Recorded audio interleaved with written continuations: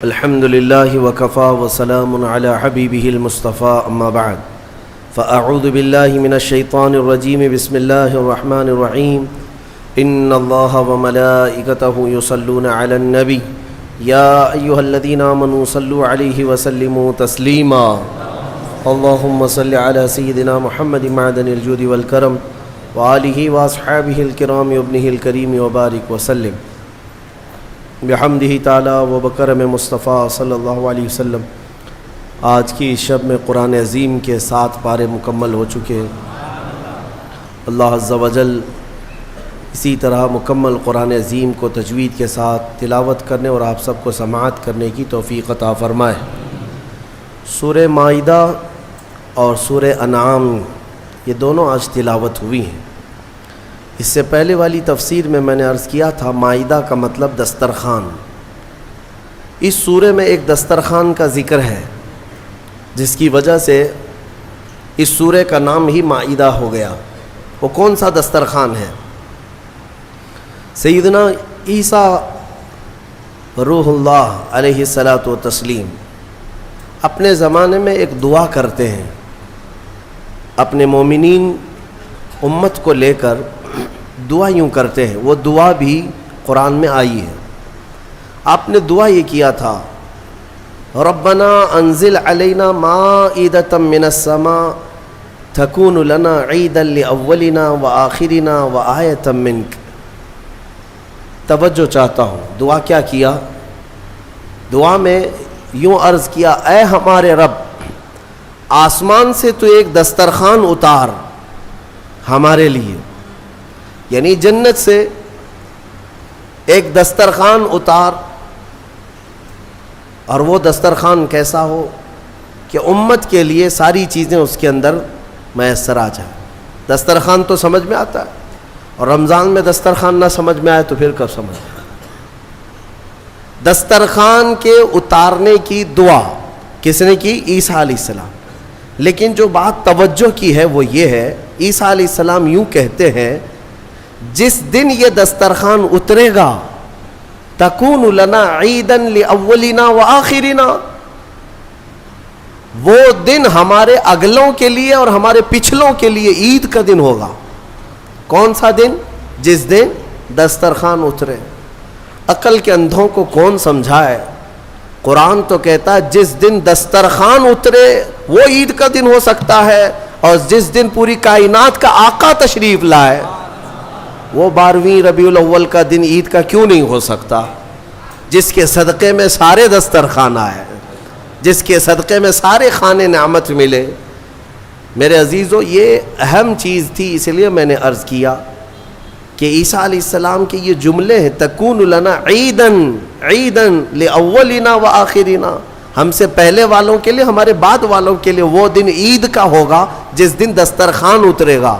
میاں دسترخوان کے اترنے کا دن عید کا ہو سکتا ہے تو آمنہ کے لال کے آنے کا دن عید کا کیوں نہیں ہو سکتا؟ الحمدللہ ہم فخر سے یہ کہتے بھی ہیں، حشر تک ڈالیں گے ہم پیدائش مولا کی دھوم، مثل فارس نجد کے قلعے گراتے جائیں گے، خاک ہو جائیں عدو جل کر مگر ہم تو رضا، دم میں جب تک دم ہے ذکر ان کا سناتے جائیں۔ حضور پاک صلی اللہ تعالیٰ علیہ وسلم کی آمد کا تذکرہ کرنا یہ قرآن پاک سے ثابت ہے۔ بہت سارے لوگ صرف ہم سے یہ کہتے ہیں میلاد منانا کہاں سے ثابت، کہاں سے ثابت؟ اگر تھوڑی سی عقل کا استعمال کریں تو اس طرح کے اعتراضات نہیں کریں گے۔ اور جو لوگ اعتراضات کرتے تھے بیچارے سعودی ریال کی وجہ سے، اب سعودی بھی بدل چکا ہے، اب ریال نہیں آتے ہیں، اب ریال بھی نہیں آتے، انہیں ڈالر ڈھونڈنا پڑے گا یا پاؤنڈ ڈھونڈنا پڑے گا۔ ریال والا دین ختم ہو گیا، ابھی ریال والا مذہب اب سینما تھیٹر چلا رہا ہے، اب ریال والا بیچ بنا رہا ہے۔ ہاں، جو پہلے شرک و کفر اور بدعت کے فتوے جہاں سے صادر ہوتے میرے آقا صلی اللہ تعالیٰ علیہ وسلم کی آمد کے لیے، اب تو وہاں یہ بحث ہی نہیں ہے، ڈسکس ہی نہیں ہے۔ حرم کے اماموں کو گونگا کر دیا گیا ہے، وہ ممبر پر کھڑے ہوں اور اتریں، بس اور کوئی کام نہیں ہے۔ جو ہو رہا ہے سب اچھا، کوئی تنقید تک نہیں کر سکتا۔ تو آج وہاں کی پرورش سے پلے ہوئے بہت سارے لوگ جو یہاں پر منڈلاتے رہتے تھے، تو ابھی جو انکم سورسز بند ہو گئے تو اب وہ شرک اور بدعت کے فتوے بھی بند ہو جائیں گے انشاءاللہ. اور کل بھی اہل سنت و جماعت یہی کہتے تھے کہ میلاد منانا میرے آقا صلی اللہ تعالیٰ علیہ وسلم کی یقیناً مستحب ہے، مستحسن ہے، ثواب کا کام ہے. جسے حضور کی آمد کی خوشی ہو وہ کرے گا، بالکل کرے گا. اور ایک اہم بات لگتے ہوئے میں کر کے چلا جاتا ہوں. حضور پاک صلی اللہ تعالیٰ علیہ وسلم کا میلاد منانا اس لیے بھی ضروری ہے کہ جیسے آپ کو قرآن پاک میں پڑھ کر کے بتا دوں، اللہ تبارک و تعالیٰ نے اپنے رسول کو یہ کیوں کہا، قل انما انا بشر مثلکم یوحی الی، اے محبوب آپ فرما دیں میں تمہاری طرح بشر ہوں. یہ آیت 3 جگہ آئی قرآن پاک. حضور پاک صلی اللہ تعالیٰ علیہ وسلم سے کہا گیا آپ فرما دیں کہ میں تمہاری طرح بشر ہوں. کیوں؟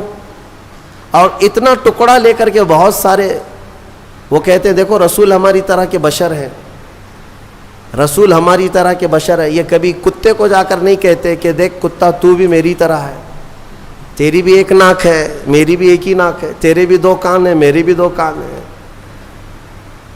برابری کا مطلب صرف ظاہر کو دیکھنا نہیں ہوتا. حضور پاک صلی اللہ تعالیٰ علیہ وسلم کو جو یہ حکم ہوا کہ آپ فرما دیں کہ میں تمہاری طرح بشر ہوں، اس کی وجہ کیا ہے کہ رسول پاک صلی اللہ علیہ وسلم کے کچھ معجزات ایسے تھے، معجزات جسے دیکھ کر کے عام انسان خدا نہ سمجھ لیں. جیسے عیسیٰ علیہ السلام دنیا میں جو آئے بغیر باپ کے آئے، ان کی ماں حضرت بی بی مریم کو کسی مرد نے چھوا تک نہیں پوری زندگی بھر، اس طرح ان کی پیدائش ہوئی. تو ان کی چاہنے والے محبت میں اتنا غلو کر گئے کہ عیسیٰ علیہ السلام کو خدا ہی سمجھنے لگ گئے یا خدا کا بیٹا کہنے لگ گئے. عزیر علیہ السلام کی بات میں نے کہا ابھی 2 دن پہلے تفسیر میں سنا آپ نے، 100 سال اللہ نے ان کو سلایا، پھر اٹھایا، پھر وہ واپس اپنی قوم میں آئے. تو یہودیوں نے جب دیکھا کہ 100 سال کے بعد بھی جوان ہے تو یہ اللہ کا بیٹا ہے، تو عجیب و غریب چیزوں کو دیکھ کر کے قوم کبھی کیا کرتی، الگ الگ عقیدے بنا لیتی ہے. میاں وہ تو عیسیٰ علیہ السلام کا ایک معجزہ ہے، عزیر علیہ السلام کا ایک معجزہ ہے، یہاں میرے رسول کے تو پل پل معجزے ہیں، ہاں ہر گھڑی معجزے ہیں. تو یہ سارے معجزوں کو دیکھ کر کے کوئی یہ نہ کہے یہ رسول کیسا ہے، اس کی چاند پہ بھی چلتی ہے سورج پہ بھی چلتی ہے، چاند کو کہے تو پھٹ جائے، سورج کو کہے تو ڈوبنے کے بعد نکل آئے، تو یہ خدا تو نہیں ہے. تو اللہ تعالیٰ نے حکم کیا فرمایا، آئے محبوب آپ فرما دیں کہ میں تمہاری طرح بشر ہوں. یہ بات میں اس لیے عرض کر رہا ہوں کہ سنیوں یہ بات ہمیشہ کان کھول کر کے سن لینا کہ اللہ رب العزت کے ساتھ کبھی بھی ہم رسول کو شریک نہیں کر سکتے، نہ ہی نبی کا درجہ خدا تک بڑھائیں گے، کبھی نہیں. اللہ اللہ ہے، ہاں رسول پاک اس کے محبوب ہیں، خدا نہیں ہو سکتے، خدا نہیں ہو سکتے. یہ بات ہمیشہ یاد رکھنا. اور جو لوگ تم کو یہ الزام لگاتے ہیں کہ تم نبی کو خدا کے برابر کہتے ہو، خدا کے برابر تم نبی کو بنا لیتے ہو، یعنی جیسے اللہ کو مانتے ہو ویسے رسول کو بھی مانتے ہو، دونوں کو برابر مانتے ہو، ان کے لیے یہ جواب ہے کہ ہم میلاد مناتے ہیں. کیوں؟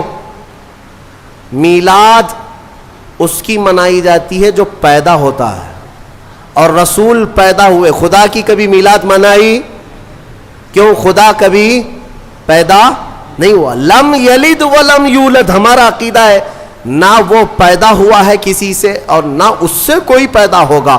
خدا کی ولادت کا دین نہیں آ سکتا، نہ ہی اس کا میلاد ہو سکتا ہے. رسول کا میلاد سنی منا کر یہ بتاتے ہیں کہ رسول پیدا ہوئے ہیں اور ہم رسول کو خدا کے برابر نہیں مانتے.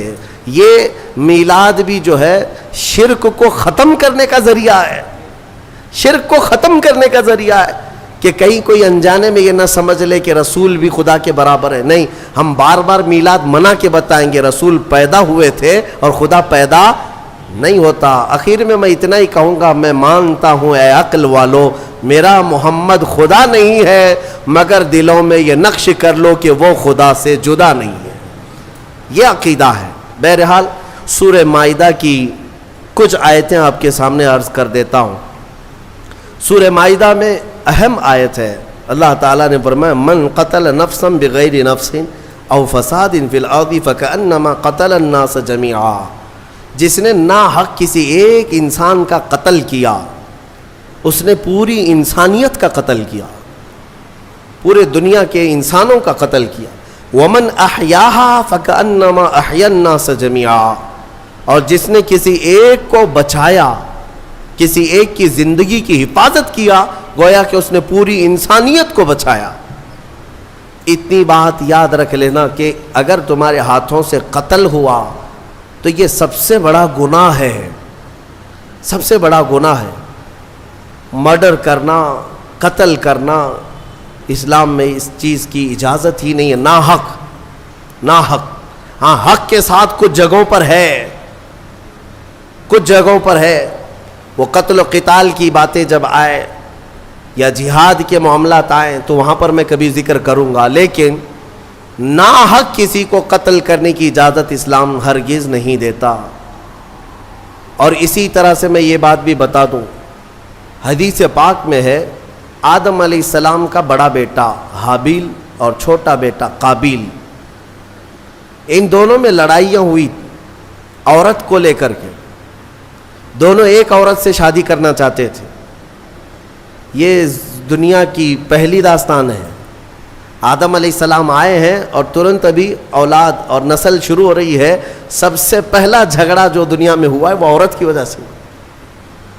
بڑا اور چھوٹا دونوں ایک ہی خاتون کو اپنانا چاہتے تھے, لیکن وہ حق حابیل کا تھا, قابیل کا نہیں. چھوٹے کا نہیں تھا, وہ بڑے کا حق تھا. آدم علیہ السلام نے کہا بھی تھا, یہاں تک کہ دونوں کو حکم بھی ہوا. یہ بھی ذکر یہ سورہ مائدہ میں موجود ہے, یہ پورا ذکر موجود ہے.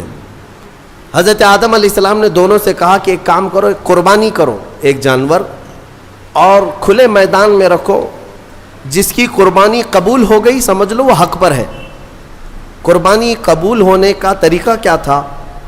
آسمان سے ایک آگ آتی اور وہ قربان کیے ہوئے جانور کو اٹھا لے جاتی, یعنی وہ جانور غائب ہو جاتا آگ میں.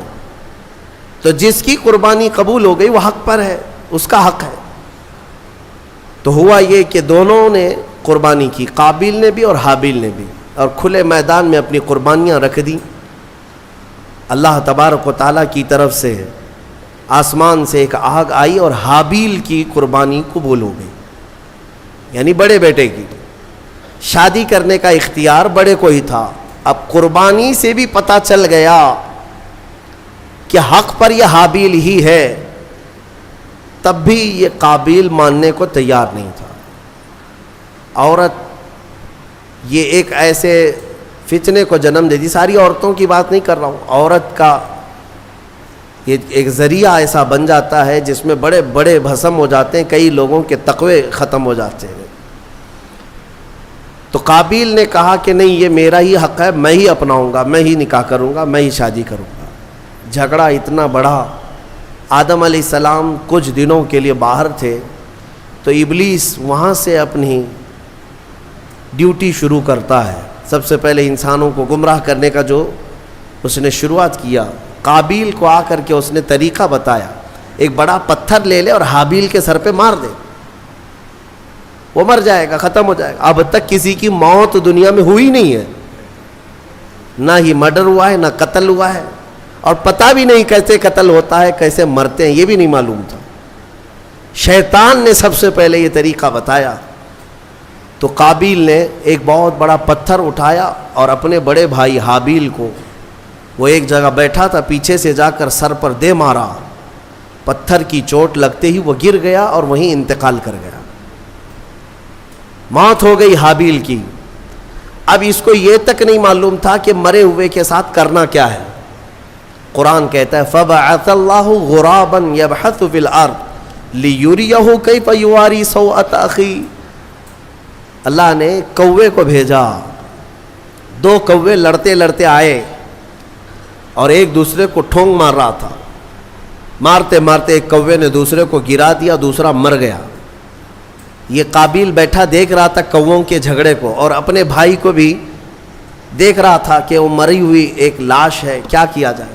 تو کووں کو سامنے اس نے دیکھا, لڑتے لڑتے ایک کوا مر گیا. دوسرے نے کیا کیا, کوے نے جلدی سے اپنے پیروں سے تھوڑی سی مٹی ہٹائی زمین کی, اور دوسرے کوے کو گڑھے میں داخل کر دیا اور پھر اس پر مٹی پھیر دیا.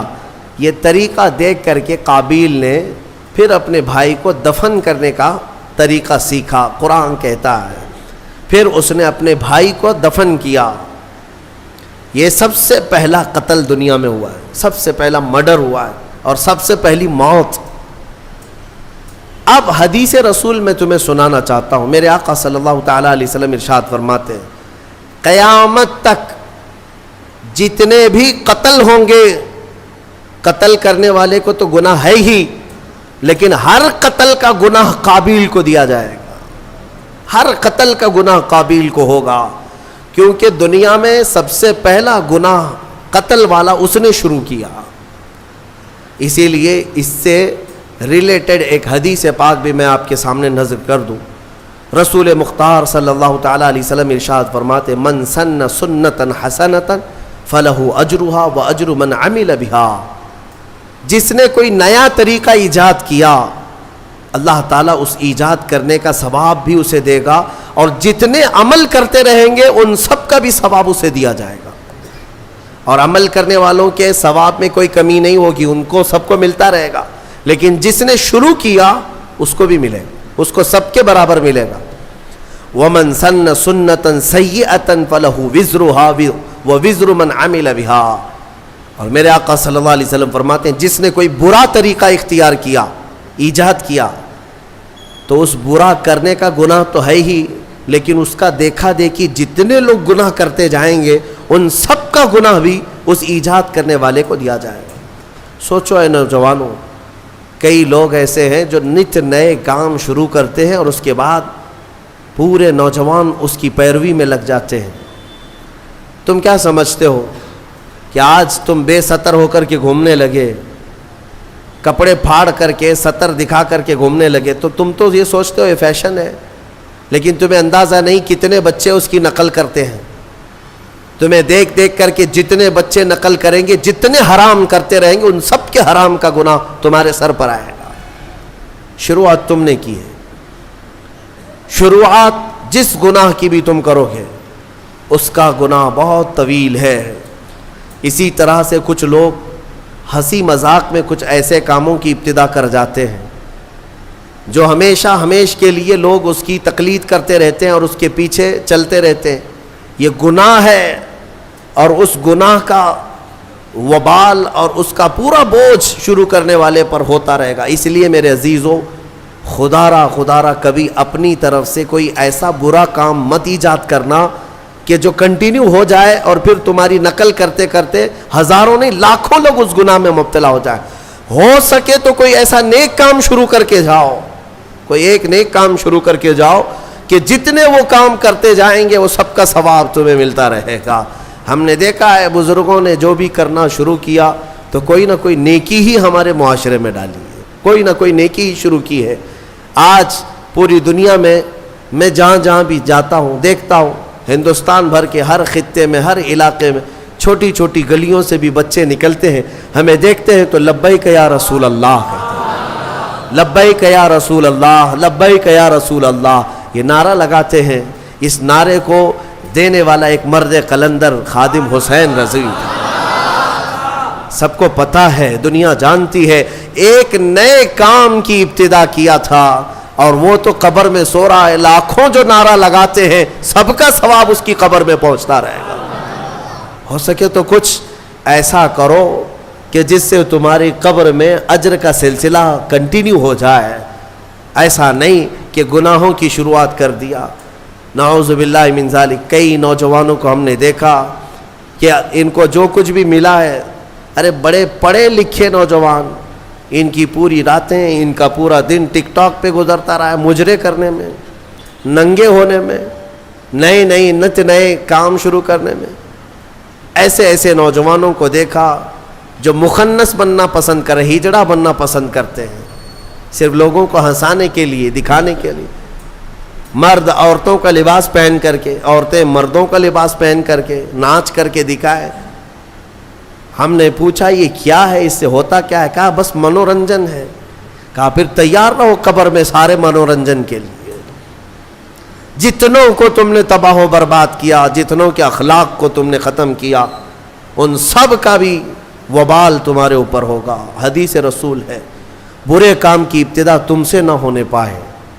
کوشش یہ کرو کہ تم راستہ چلو تو بچے تمہیں دیکھ رہے ہوتے ہیں اور یہ سب نقل کریں گے، ایڈاپٹ کریں گے، ہر چیز کو کیپچر کرتے ہیں.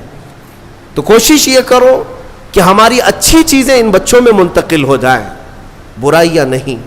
اللہ تبارک و تعالی برائیاں ایجاد کرنے کی بجائے ہمیں اچھائیوں کی ایجاد کرنے کی توفیق عطا فرمائے.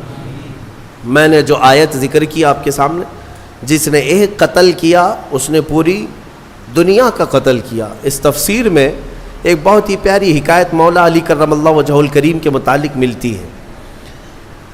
حضرت علی کے زمانے میں ایک ایسا معاملہ پیش آیا، ایک آدمی کا مرڈر ہو گیا، قتل ہو گیا ہے. چاقو وہاں پڑی ہے، خون میں وہ لت پت ہے، اور اس کے قریب ایک آدمی کھڑا تھا.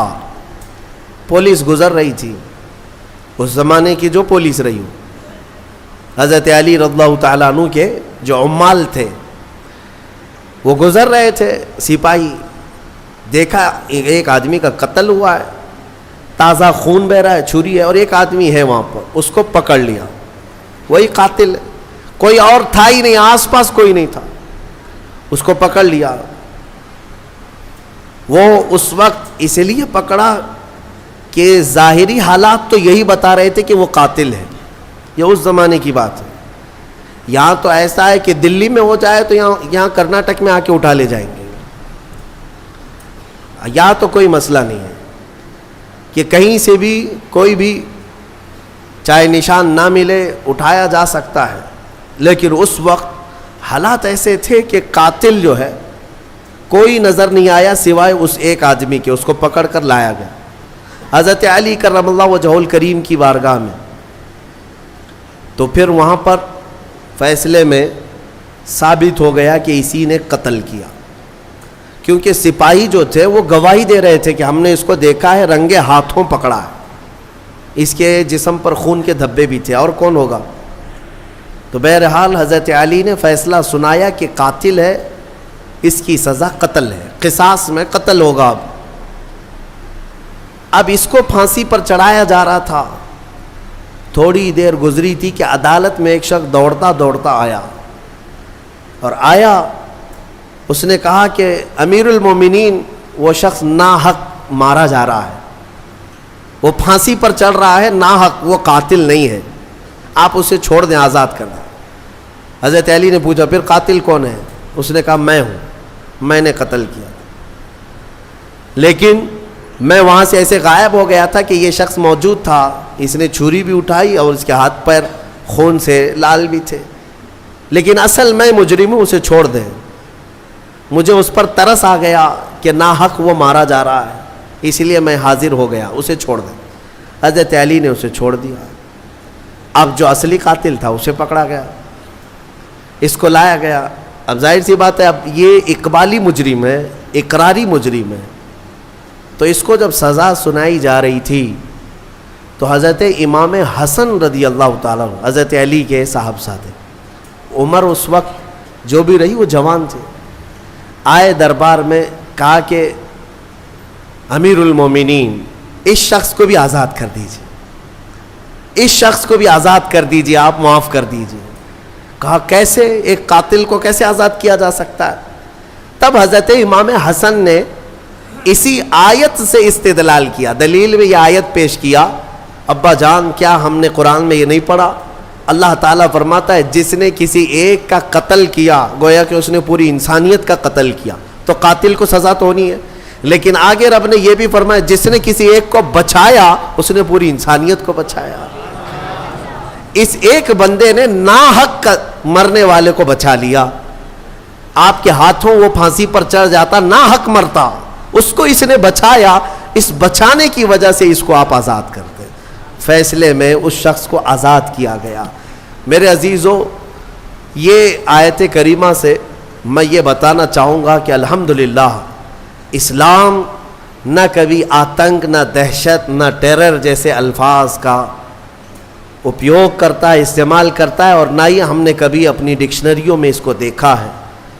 قتل اور ڈرانا دھمکانا یہ دنیا کے حصے میں ہے, اسلام کے دامن میں نہیں ہے. الحمدللہ یہ ہو کیا رہا ہے, ہمارے لوگ پڑھے لکھے کم ہیں اور جو میڈیا بتا دے اس کو آمنا صدقنا کر جاتے ہیں.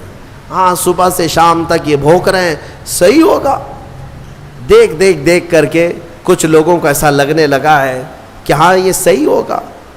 ان کا کام یہ ہے کہ ایک جھوٹ کو 100 بار بولتے جائیں. میاں یہ میڈیا کب بکرے کو کتا بنائے اور کب کتے کو بلی بنائے تمہیں کچھ نہیں پتا چلے گا, تم تو مانتے رہ جاؤ گے. آپ نے سنا ہوگا نا, ایک شخص بازار سے بکرا خریدا, 3 لوگوں نے طے کر لیا تھا کہ اس کو ہڑپنا ہے, لیکن پلاننگ کیسے کی تھی؟ 4 لوگ تھے, یہ چاروں ٹھگیوں نے برابر فاصلے پہ راستے میں کھڑے ہو گئے. بکرا خریدا ہے بیچارہ بھولا آدمی, لے جا رہا ہے گھر پہ. پہلا والا اس سے کہتا میاں کتا کتنے کا خریدے؟ جھگڑنے لگ گیا کہ بیوقوف ہے, کتا لگ رہا ہے تجھ کو, یہ بکرا ہے, مارکیٹ سے ابھی خرید لایا ہوں, آنکھیں ہیں, یہ کیا ہے تیری؟ بہت جھگڑا کیا. بہرحال پہلا والا تو چلا گیا. آگے وہ چلا, تھوڑی دیر کے بعد راستے میں دوسرا والا تھا, وہ بھی انجان بن کے کھڑا تھا. گزرتے اس نے کہا میاں کتا تو بڑا اچھا ہے تمہارا. سیم ورڈ, سیم وہی بات کہا. تو پھر اس کو غصہ آیا کہ بھائی یہ کتا کیوں کہہ رہے ہو, بکرا ہے. لیکن دل میں تھوڑا سا ہونے لگا, پہلا والا بھی بولا, یہ دوسرا والا بھی بولا. اس کے بعد پھر اس سے بھی تھوڑا تو جھگڑا ہوا, آگے بڑھا. تیسرا بھی برابر پوائنٹ پہ کھڑا تھا.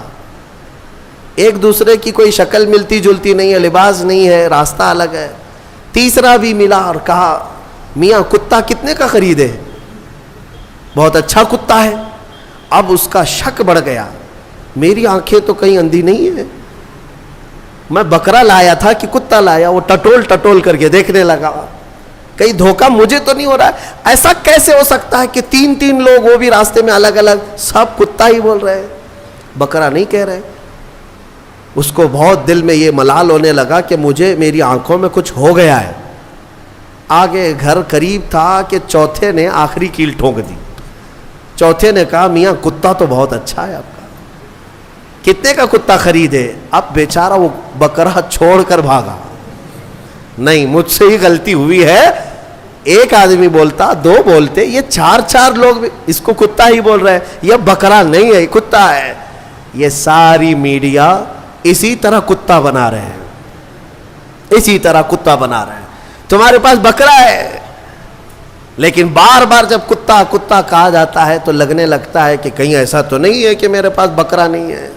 میرے عزیزو ایک بات یاد رکھنا, یہ دن میں 100 مرتبہ تسبیح پڑھیں تمہارے لیے, تمہارے خلاف, تب بھی قرآن کہتا ہے کہ ایمان والے استقامت والے ہوتے ہیں. استقامت, ہاں ان پر تو بجلیاں گرے کہ پہاڑ گرے, یہ ٹس سے مس نہیں ہوگا. بلکہ مومن کا عقیدہ یہ ہے کہ اللہ ایک ہے, محمد سچے رسول ہیں, اور اسلام پر اس کا کوئی شک نہ ہو. تو بہرحال میں جو بات عرض کر رہا تھا وہ یہ ہے کہ قتل کے معاملات کو لے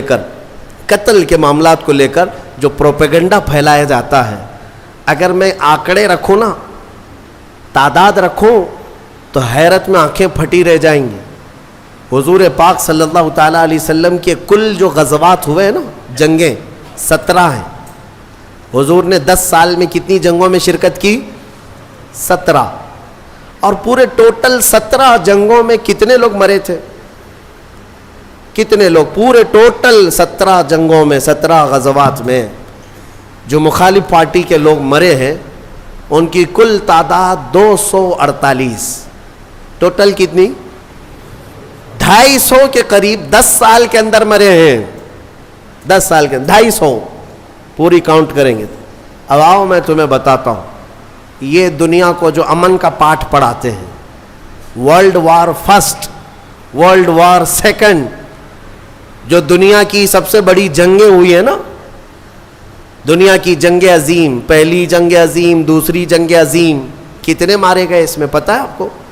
ورلڈ وار فرسٹ جو 1920 کے قریب تھی, اس میں 3 کروڑ لوگ مارے گئے تھے, 3 کروڑ.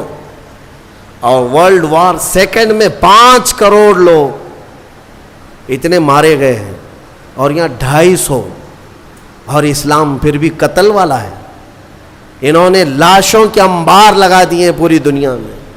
آپ کو پتہ ہے آج صرف 10 سال ہونے کو آ گئے, ملک شام میں 8 لاکھ لوگ مارے جا چکے ان کی جنگوں میں, 8 لاکھ لوگ. عراق میں بھی وہی, یمن میں بھی وہی, افغانستان میں بھی وہی.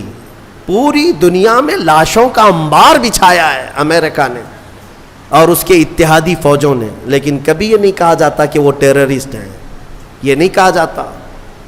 یہ جہاں اترتے ہیں بموں سے مار مار کر پوری زمینوں کو بنجر کر ڈالتے ہیں.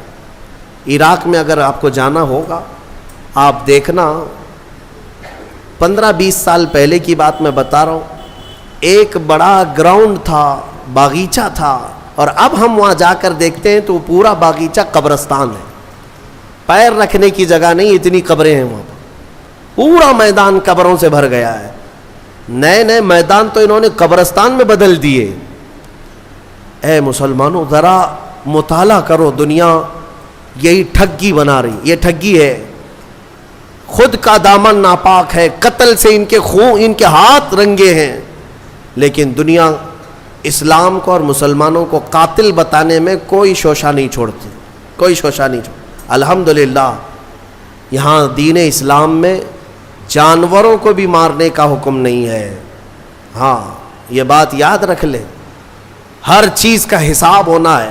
جو قتل ہوئے جنگوں میں وہ ظاہر سی بات ہے وہ اصول تھے کہ جس نے تلوار اٹھایا اس کے خلاف جنگ تھی, باقی کسی کے لیے نہیں. گھر میں بیٹھے ہوئے آدمی کو جا کے مارنے کا حکم نہیں ہے. کسی پر جا کر اٹیک کرنا, سوسائڈ بم لگانا, یہ اسلام کے طریقے ہے ہی نہیں. لہٰذا اس تھیوری کو ہمیشہ سمجھا کریں. دنیا جو پڑھا رہی ہے وہ غلط ہے.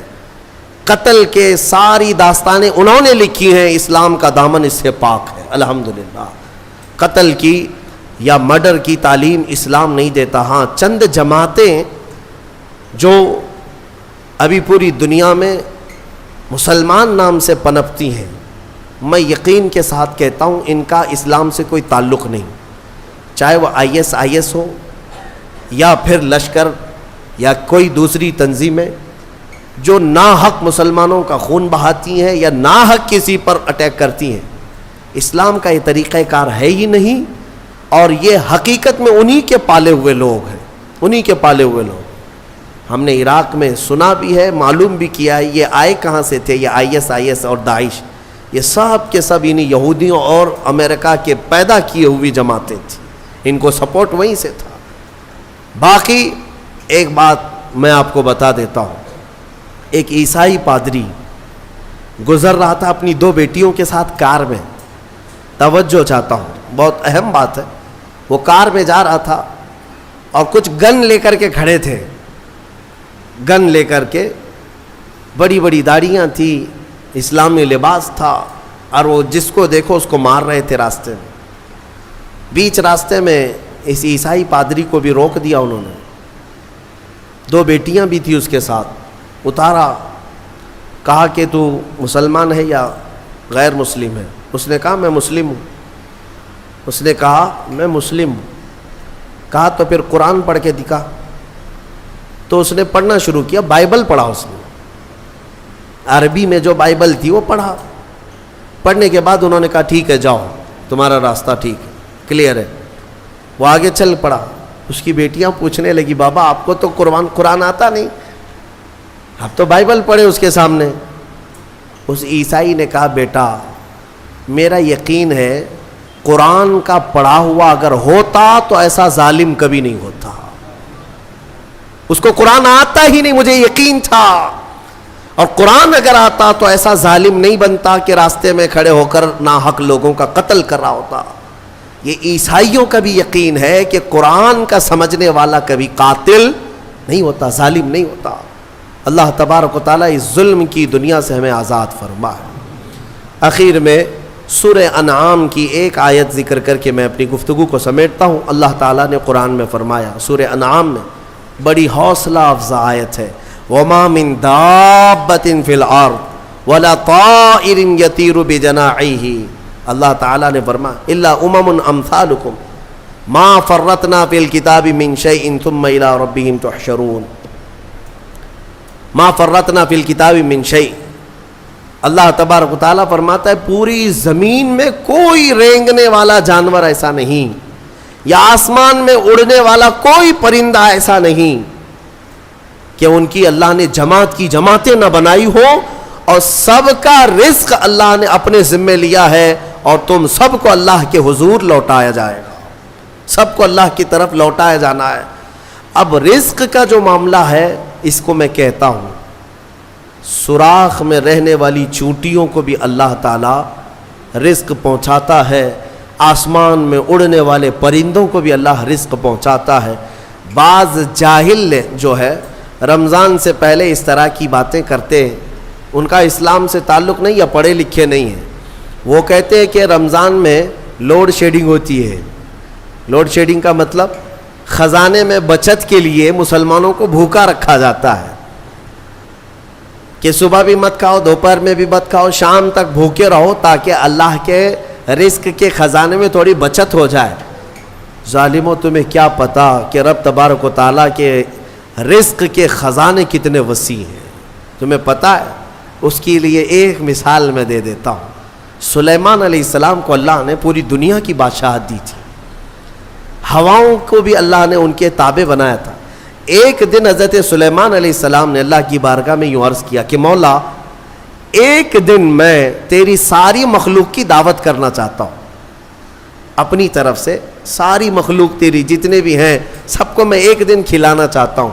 اس میں پرندے بھی، کیڑے بھی، جانور بھی، جنات بھی، مچھلیاں بھی، انسان بھی، ساری مخلوق جو جو کھاتے ہیں سب کو ایک دن میری طرف سے دعوت۔ اللہ تعالیٰ نے فرمایا ٹھیک ہے سلیمان تم کھلاؤ۔ اب سنو، حضرت سلیمان علیہ السلام سمندر کے کنارے بہت بڑی زمین، جہاں تک نظر ڈالو خالی زمین تھی، اس کو منتخب کیا اور 1 مہینے سے وہاں تیاری شروع ہو گئی۔ ہر طرح کے کھانے وہاں پر جمع کیے جانے لگے، اناج سب کے الگ الگ، پرندوں کے الگ، جانوروں کے الگ، جنات کے الگ، مچھلیوں کے الگ، جس کا جو رزق چلتا تھا دنیا میں جتنے لوگ ہیں سب کی دعوت تھی ایک دن، اور پکایا بھی جا رہا تھا۔ وہ اللہ کے نبی تھے اور پکاتے رہے، اور جس دن دعوت کا آیا نا، اعلان ہو گیا تھا کہ سارے لوگ آج اللہ کے نبی سلیمان علیہ السلام کے ہاں کھانے کے لیے چلیں گے۔ تو ابھی دوپہر کے وقت دعوت تھی، صبح کے وقت یعنی دوپہر سے پہلے سمندر سے ویل مچھلی جو ہوتی باہر نکلی، کہا کہ اے اللہ کے نبی میرا حصہ مجھے دے دیجیے۔ کہا ابھی وقت ہے، سارے آئیں گے تب تیرا حصہ بھی دے دیا جائے گا۔ اس نے کہا میں بھوکی ہوں، میرا حصہ مجھے پہلے دے دیا جائے۔ سلیمان علیہ السلام نے کہا کہ ٹھیک ہے تیرا حصہ تو کھا لے۔ اس ویل مچھلی نے منہ کھولا اور سارا کھانا ایک ہی ساتھ کھا گئی، جتنا بچا پکا تھا، جتنا بنا تھا پورا کھا گئی، ایک لقمے میں نگل گئی اور اندر چلی گئی۔ اور باقی مخلوق جو دعوت میں آنے والی ہے سب کا دھرا کا دھرا رہ گیا، کچھ بھی نہیں ہے۔ اللہ کے نبی سلیمان علیہ السلام نے عرض کیا اے مولا، میں تو ساری مخلوق کو کھلانے کا انتظام کر رہا تھا، یہ تو ایک مچھلی کھا گئی۔ رب تعالیٰ فرماتا اے سلیمان، اس مچھلی کو اس طرح کے دن میں 3 بار میں لقمے دیا کرتا ہوں، اور وہ ایک نہیں، سمندر میں لاکھوں کی تعداد میں اس کے برابر مچھلیاں ہیں، ان سب کو میں دن میں اتنے لقمے دیتا ہوں، اور باقی مخلوق تو باقی مخلوق ہے۔ میرے عزیزو، اندازہ کر سکتے ہو اس کی رزق کی وسعت کیا ہے، اس کے خزانے کی وسعت کیا ہے۔ رمضان لوڈ شیڈنگ کے لیے نہیں ہے، یہ تمہارے تقوی کے لیے ہے۔ تمہاری بیماریوں کو دور کرنے کے لیے ہے. لیکن اتنی بات یاد رکھنا کہ اللہ تبارک و تعالی ہم سب کے رزق کا مالک ہے، اور رزق کی فکر کرنے کا تمہیں حکم نہیں دیا گیا. وہ رزق تمہیں مل کر رہے گا. تم رزاق کی رضا کا خیال کرو، رزق ویسے ہی پہنچا دیا جائے گا. اقبال نے یہی کہا کہ رزق کی تو فکر ہے اور رزاق کو بھول گیا انسان. اور حضرت علی فرماتے ہیں لا تکثر ہمک ما قدر یکون، اپنی فکروں کو بہت زیادہ مت کر، جو مقدر میں ہے وہ مل کے رہے گا. تم رزق کی خاطر نمازیں بھی چھوڑ رہے ہو، قرآن بھی چھوڑ رہے ہو، تراویح بھی چھوڑ رہے، نہیں دکان میں بیٹھنا پڑتا ہے. تم کو ایسا لگتا ہے کہ سارا رزق تمہارا دکان ہی دیتا ہے، سارا رزق تمہاری جاب ہی دیتی ہے. اگر اللہ بند کر دے ایک دروازہ، پوری دنیا مل کر کے دروازہ نہیں کھول سکے گی. وہ مالک ہے، وہ رزاق ہے. لہٰذا تم رزق کے لیے تلاش سے پہلے اللہ کی رضا اور رزاق کی رضا کی طرف آؤ. رزق کے خزانے اور دروازے اللہ ویسے ہی کشادہ فرمائے گا. مولا کریم محتاجی سے ہماری حفاظت فرمائے. وآخر دعوانا الحمد للہ رب العالمین. السلام علیکم.